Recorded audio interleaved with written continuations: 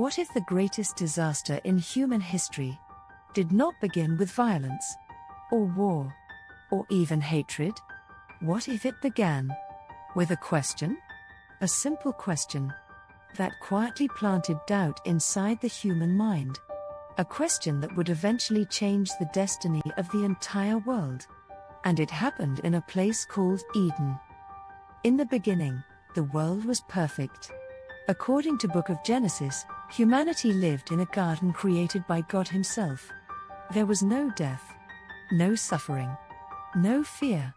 Everything that existed was described as very good.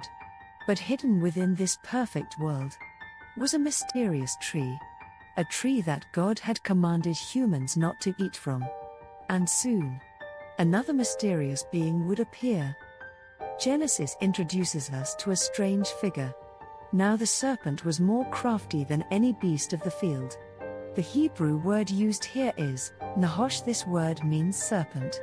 But in ancient Hebrew, it can also mean enchanter, whisperer, or deceiver, which suggests that this creature was not simply an ordinary animal. Something far more intelligent was at work. Notice something fascinating. The serpent does not begin with a command. He begins with a question. Did God really say you must not eat from any tree in the garden? It sounds harmless, but it is actually the first step of deception.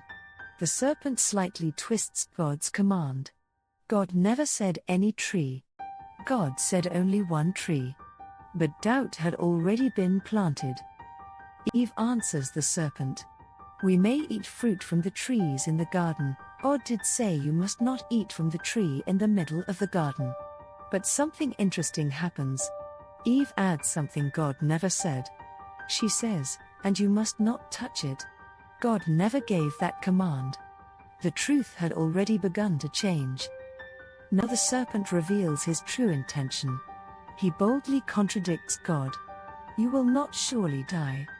This is the first recorded lie in human history. And it directly attacks the character of God. The serpent is essentially saying, God cannot be trusted. Then comes the real temptation. For God knows that when you eat it, your eyes will be opened. And you will be like God, knowing good and evil. The temptation was not just about fruit. It was about becoming like God.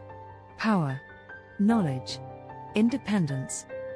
Thousands of years later, this same strategy appears again. In Gospel of Matthew chapter 4, another confrontation takes place. This time between Satan and Jesus.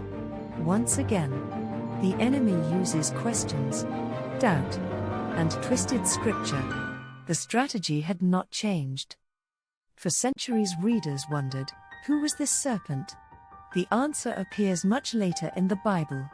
In Book of Revelation 12:9, we read, the great dragon was hurled down, that ancient serpent called the devil, or Satan, who leads the whole world astray.